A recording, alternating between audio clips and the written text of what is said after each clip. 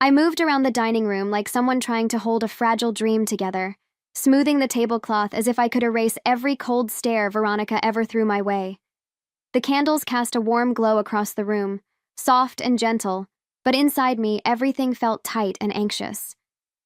I wanted tonight to matter, to feel like I had finally earned a small place in a family that never made room for me. And honestly, who could blame me for craving that bit of peace in my own home? Still, even as I aligned the silverware perfectly, something in my gut whispered that acceptance doesn't always come from trying harder. In the kitchen, the smell of roasted herbs wrapped around me like a promise I desperately wanted to trust. These weren't just dishes, they were lifelines, small bridges I kept rebuilding despite how often Veronica burned them. Growing up with a mother who was never impressed taught me to overperform, overgive, and overplease, and that voice still follows me everywhere. So I poured my heart into every plate, hoping tonight I wouldn't feel invisible again. Hoping that maybe, just maybe, Veronica wouldn't compare me to every woman Daniel ever dated. Daniel stepped in with that easy smile that always settles something inside me, and for a moment, I let myself breathe. Hope is delicate, though. It trembles when you've been disappointed too many times. As I poured the expensive wine his parents love, I wondered if this small gesture might finally soften his mother's walls. I truly believed this night could be a turning point. What I didn't know was that everything I'd prepared so lovingly was already shifting toward something sharp, something far from the peace I prayed for. I stepped back to take in the table, and for a second, I let myself imagine Veronica walking in and actually smiling at what I'd done.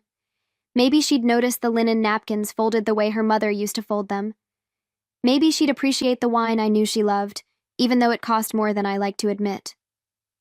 I kept rehearsing her reaction in my mind, trying to replace every past insult with a possible compliment. Hope can be stubborn like that, clinging even when history warns you otherwise. But I was determined to believe this night could finally shift something between us.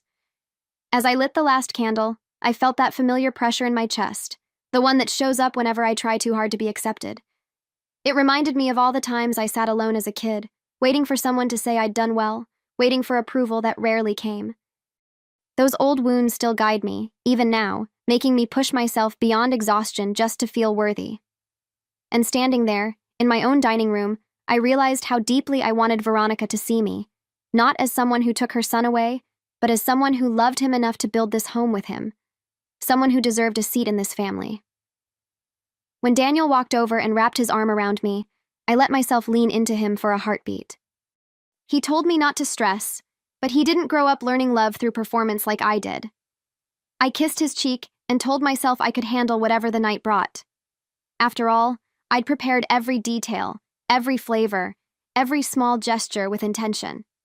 What I didn't realize was that the real storm wasn't in the kitchen, or on the table, or in Veronica's unpredictable mood. It was already on its way to my front door, waiting for the perfect moment to strike. As the doorbell finally rang, my heart jumped the way it does when you've poured every bit of yourself into something and hope it's enough. I wiped my hands on my apron, trying to calm the tremble I felt in my fingertips. Everything smelled perfect. Everything looked intentional, and for a brief moment, I imagined opening the door to warmth instead of judgment. I whispered to myself that this was it, the night Veronica would finally see me as part of the family. I didn't know I was seconds away from watching that hope fall apart, but I straightened my shoulders anyway, clinging to one last breath of optimism. Walking toward the entryway felt like walking toward a new chapter, one I thought would be kinder than the last. I could hear Daniel behind me, his voice soft with encouragement, and it made me feel anchored despite the nerves crawling up my spine. Growing up, I used to picture family gatherings filled with laughter and belonging, something simple and ordinary that always felt out of reach. Tonight, I hoped to rewrite that old longing into something real. But as my hand touched the doorknob, a strange chill ran through me, almost like my body sensed something my mind hadn't caught up to yet. I brushed it off, because I wanted so badly to believe this moment would be different.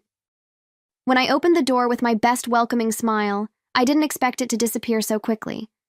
I didn't expect the night I had built with so much care to collide with a reality I never saw coming. And as I faced the people on the other side, all the sweetness I had poured into this evening threatened to curdle into something else entirely. I didn't know it yet, but my perfect daughter-in-law performance was about to become a battlefield. and the first strike was already standing on my doorstep, waiting to be invited in. The second the door opened, my smile froze in place, shattered, really, and I felt the air leave my lungs like someone had punched me. Daniel's parents stood there wearing matching, polite expressions, but my eyes went straight to the woman standing between them. Melissa, his ex. The one Veronica always called such a perfect match when she thought I wasn't listening. For a moment, my brain refused to process what I was seeing. I had spent the entire day preparing a home-cooked welcome, and they had shown up with the one person they knew would slice through my peace like a knife. I felt my heartbeat thudding in my ears, louder than their greetings. I tried to speak, but the words came out thin and shaky, the way they do when anger and disbelief collide. I managed a hello, though it tasted like metal on my tongue.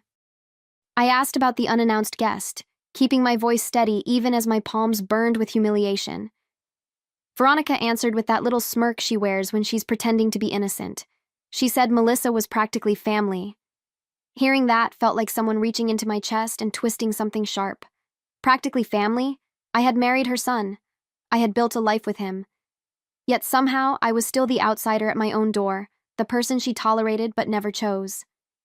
Melissa stepped forward with that syrupy smile, the one people use when they want to look sweet while twisting the knife deeper. She said she hoped I didn't mind, said she missed everyone so much, like this was a friendly reunion instead of a calculated ambush. I told her I didn't mind, not yet, and even surprised myself with how steady my voice sounded. Inside, though, something heavy dropped into place. Daniel looked uncomfortable, which told me everything I needed to know. This wasn't a mix-up. This wasn't an accident. This was Veronica's message, delivered right to my doorstep. I was never her choice, and tonight, she was making sure I remembered that. I stepped aside to let them in, even though every instinct in me screamed to close the door and protect the peace I had created. As they walked past me, the warmth of the house suddenly felt thinner, like their presence chased out all the comfort I'd worked so hard to build. I watched Veronica glide in as if she owned the place, Melissa floating right beside her, and it hit me how rehearsed this all felt. They had planned this entrance. They wanted the shock. They wanted the sting. And I stood there, reminding myself to breathe, reminding myself not to crumble in front of the people who would enjoy it. In the dining room, Melissa looked around with a soft gasp, pretending to admire every detail I had worked on for hours. It wasn't admiration, it was evaluation.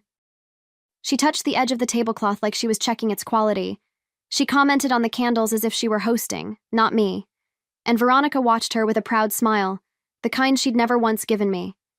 My skin prickled with heat, but I kept a polite expression carved onto my face. Moments like this remind me of why I spent my childhood trying to earn love that never came freely. I slipped right back into that pattern tonight, just trying to stay composed in a room where I felt painfully unwanted. Then Daniel pulled me close and whispered that he had no idea his mother would do something like this. I wanted to believe him. I really did.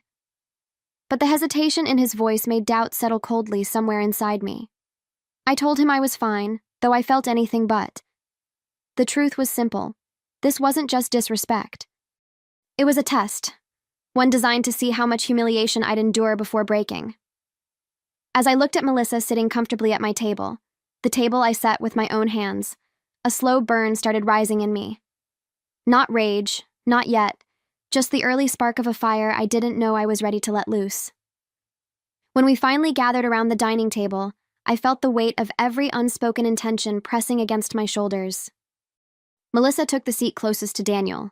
Of course she did, and Veronica didn't say a word to stop her. I watched the way Veronica's eyes flicked between the two of them, measuring, comparing, quietly savoring the discomfort she'd created for me. My heart thudded a little harder, not with fear this time, but with a clarity I didn't expect. I had opened my home to them, opened my hands and my heart, but they walked in like it was their stage.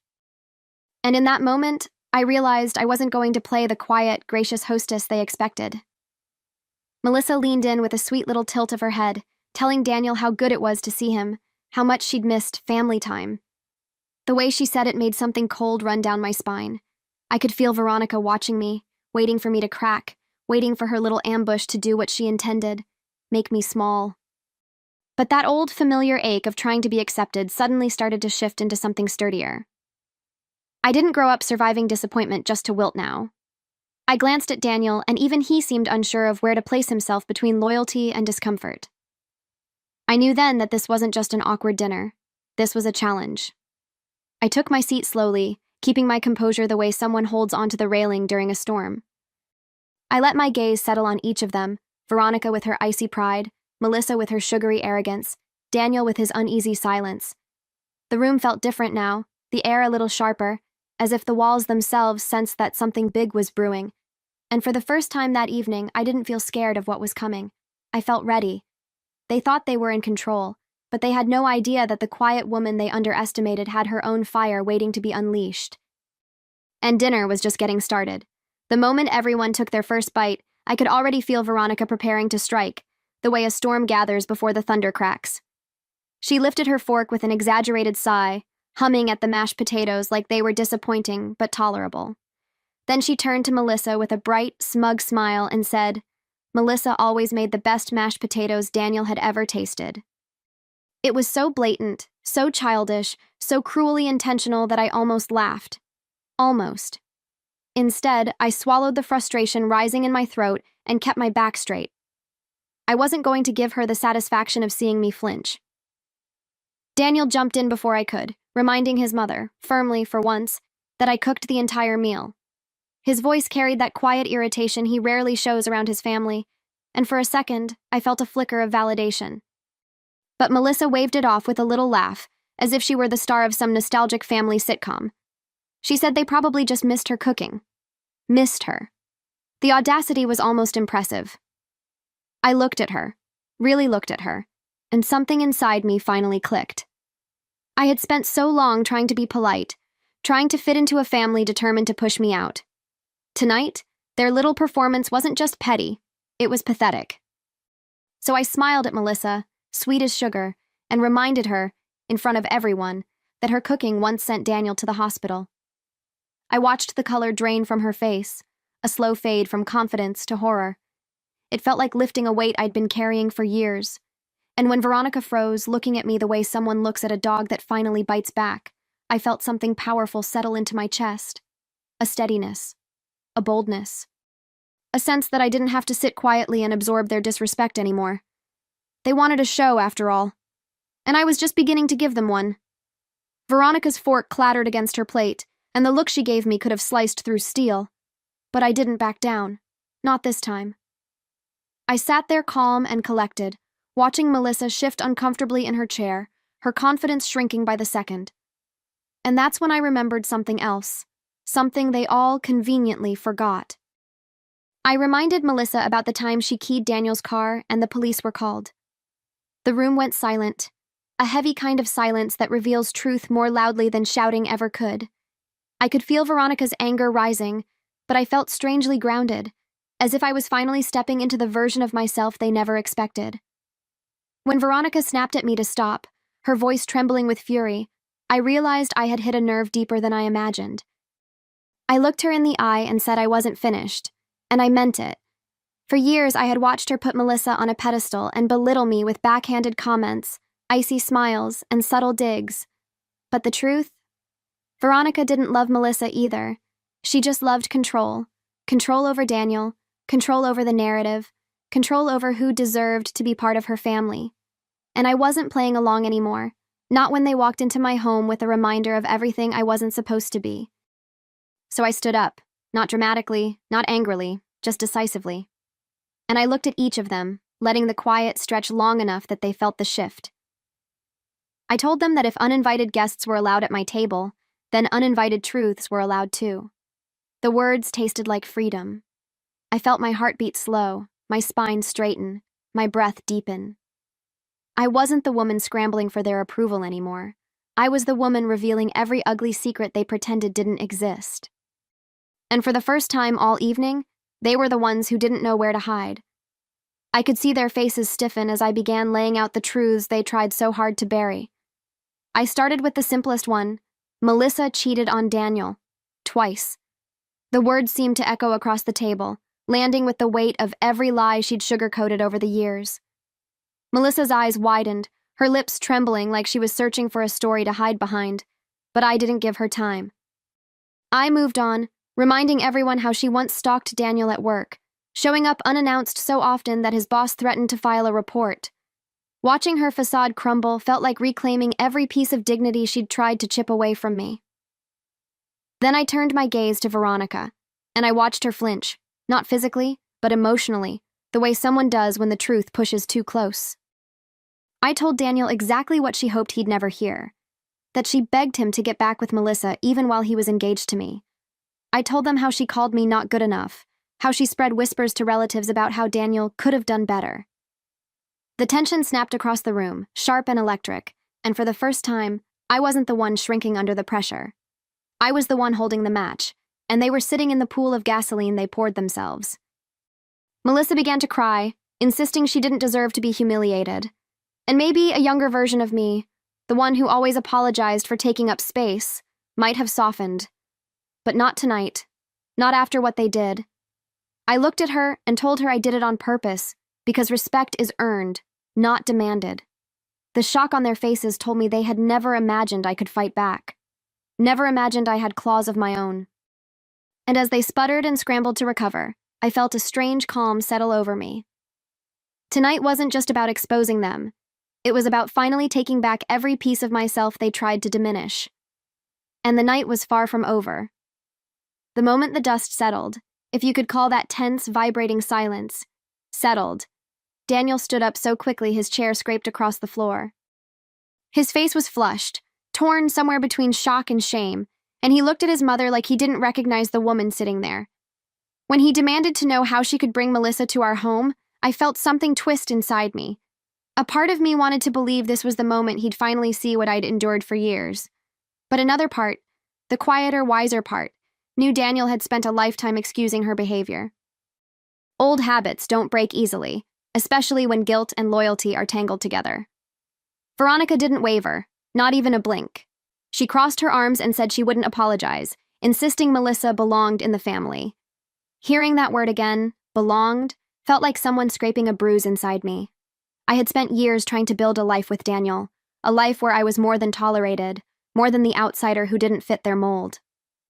And here she was, declaring that the woman who betrayed him, stalked him, and embarrassed him was still somehow more worthy of a seat at this table than his own wife. The old ache inside me tightened, the same ache that came from always being the daughter who tried too hard for too little. I turned to Daniel then, and I could feel the fire inside me sharpening into something clear and unmistakable. This wasn't just about Veronica, or Melissa, or this night spiraling into chaos. This was about the pattern, years of watching him let his mother chip away at me, piece by piece. I walked toward him slowly, each step grounding me deeper in my truth. And when I stopped in front of him, I felt calm, unshaken. I told him the choice he'd avoided making for years had finally arrived. Me, his wife, or them, his mother and his ex. The room went still, waiting for his answer, and I could already feel the crack forming before he even opened his mouth. Daniel swallowed hard, and in that tiny pause, my entire world seemed to hang in the balance. I watched the muscles in his jaw tighten, watched his eyes dart between me and his mother like he was a child caught between two adults arguing. That alone told me more than any words could. This wasn't a man ready to fight for his marriage. This was a man still terrified of disappointing the woman who'd controlled him his entire life. A familiar heaviness settled in my chest, a disappointment so deep it almost felt like grief. But beneath it, a colder realization was taking shape. I wasn't going to beg to be chosen. When he finally spoke, his voice came out hesitant, soft, the way someone sounds when they're trying to make a conflict disappear without actually resolving it. He said I was overreacting. He said Veronica didn't mean any harm. He said he couldn't just choose between us. And hearing those words, those small, minimizing words, felt like everything inside me cracked open. After everything that happened tonight, after the humiliation they delivered right into my home, after the truths I forced into the open, this was his takeaway? That I was the problem? I felt something in me grow very still, the kind of stillness that comes right before a door finally closes. I cut him off gently, because there was nothing left to debate. His hesitation was my answer. The years I spent trying to mold myself into someone acceptable to his mother now felt like wasted breaths, wasted energy, wasted hope. And standing there in the middle of my ruined dinner, surrounded by people who enjoyed watching me break, something inside me shifted into place with surprising clarity. I realized I deserved more. More than his excuses, more than Veronica's cruelty, more than Melissa's presence at my table. And once that truth settled into my bones, I knew exactly what I had to do next, even if it shattered the life I had built. When I told Daniel, "Thank you, I have my answer," I watched confusion flash across his face, as if he truly didn't understand what he'd just chosen. Or maybe he did, but didn't have the courage to admit it aloud. The room fell into a thick, suffocating silence. Melissa frozen mid-breath, Veronica stiff with triumph she tried to hide. But under all that stillness, I felt something entirely different. Clarity. A clarity that cut through the chaos like a clean blade. I wasn't going to argue anymore. I wasn't going to justify my pain or explain the obvious. I turned away from him, and each step felt like reclaiming a piece of myself I'd lost long before tonight. As I headed toward the bedroom, I could feel their eyes burning into my back, but none of them moved. Not even Daniel. And that silence told me everything. For years, I carried the weight of trying to belong to a family that never wanted me, hoping good intentions and kindness would eventually soften them. But sometimes kindness becomes a cage, and I finally realized I'd locked myself inside it. While I crossed the hallway, memories flickered. Every dinner where Veronica ignored me. Every time Daniel told me to let it go. Every moment I swallowed my hurt just to keep the peace. Tonight was the culmination of all those quiet wounds, and I refused to add another one. When I reached the bedroom door, I paused for a moment, not because I doubted my decision, but because I felt the power of it settling into my bones. Leaving wasn't about revenge or punishment. It was about survival. It was about choosing myself after years of feeling like the outsider in my own marriage. And as I placed my hand on the doorknob, I felt something almost unfamiliar. Strength that didn't need permission. They thought bringing Melissa would break me. Instead, it woke something in me I had long buried. And they were about to learn just how strong I could be. The moment I stepped into the bedroom, the quiet hit me harder than any of their insults ever had. It felt like crossing a threshold into a different version of myself, one who was finally done shrinking, apologizing, waiting. I grabbed my suitcase from under the bed, the one I hadn't touched since our last vacation, and for a split second, I felt a pang of sadness. Not for Daniel, not for Veronica, but for the woman I had been all these years, the one who kept trying to fit into a space deliberately made too small for her. I opened the suitcase and started filling it with essentials, each item landing inside like a final punctuation mark. As I packed, I could feel my hands steady, not trembling the way they usually did whenever I broke under pressure. It was strange, this calmness settling into me like a quiet shield. I tossed in my favorite sweater, the one Daniel always said made me look soft and sweet. Funny how the things we choose to wear often reflect the versions of ourselves others prefer. Tonight, I wasn't trying to be soft or sweet. I wasn't performing for anyone. I was simply choosing myself, piece by piece, item by item. Every folded shirt felt like reclaiming a voice I had muted for far too long. When I zipped the suitcase shut, the sound felt final, like a line being drawn across the years of trying. I grabbed it by the handle and headed toward the hallway, and with each step, I felt lighter, clearer, more in control than I ever had in this house. Behind the bedroom door, I could hear the muffled chaos at the dinner table. Raised voices, chairs scraping, Veronica's sharp tones slicing through the air. But all of it sounded distant now, like noise from another life. My life wasn't in that dining room anymore. It was at the front door, waiting for me to walk toward it without hesitation. As I stepped back into the hallway, Daniel finally rushed toward me, his voice strained and panicked in a way I'd never heard before. He reached for my arm like he was trying to catch something already slipping through his fingers. He begged me to stop, to talk, to calm down, but his words felt hollow, too late, too small, like a flimsy bandage slapped over a wound years in the making. I looked at him, really looked at him, and for the first time, I didn't see the man I built a home with. I saw the man who let me stand alone in the crossfire tonight, just like he had so many times before. He tried blaming the chaos on a misunderstanding, insisting his mother didn't mean anything by it. And hearing that, The same old excuse, the same tired defense, snapped something cleanly inside me. I told him she meant every word, every slight, every dig. And so did he, through his silence, through his hesitation, through his inability to stand beside the woman he claimed to love.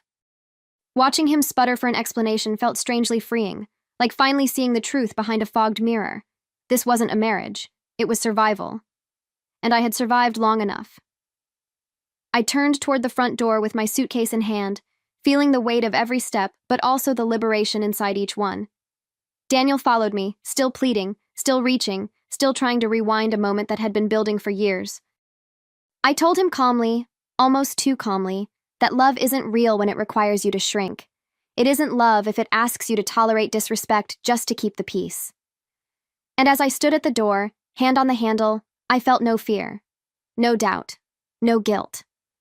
I felt the quiet hum of my own power returning, stronger with every breath I refused to swallow for their comfort. When I finally opened the front door, the cool night air met me like a soft, honest embrace, one that didn't ask me to prove my worth or dim my light just to be accepted. Daniel's voice cracked behind me as he called my name again, but I didn't turn around. I didn't need to. Everything I needed to hear had already been said in his hesitation, in his excuses, in his choice to stand behind the people who humiliated me instead of beside me. I told him, with a calm that startled even me, that I refused to share a life with a man who wouldn't defend me in my own home. And the truth of those words felt like a door unlocking inside my chest. He tried one last time, insisting things could go back to normal, that we could talk tomorrow, that tonight had just gotten out of hand. But tomorrow would be the same cycle. The same apologies followed by the same dismissals. The same demands that I forgive his mother, while no one cared to fix the damage she caused. I told him to enjoy his mother, enjoy his ex, enjoy the family he kept choosing over me. Not out of spite, but out of finality. I wasn't walking away to hurt him. I was walking away because staying had already hurt me far too much, and I wasn't willing to abandon myself anymore. I stepped out into the night and pulled the door closed behind me, shutting out the chaos, the voices, the expectations that had suffocated me for so long. As I walked down the driveway, suitcase rolling beside me, I felt strangely weightless, like I had finally put down something heavy I'd been carrying for years. I didn't know exactly where I was going yet, but for the first time in a long time, the path ahead felt like mine. Not Veronica's, not Daniel's. Mine. And with every step forward, I felt that quiet, fierce certainty settle deeper into my bones. I was done proving I deserved a seat at someone else's table. From now on, I'd be choosing who gets a seat at mine.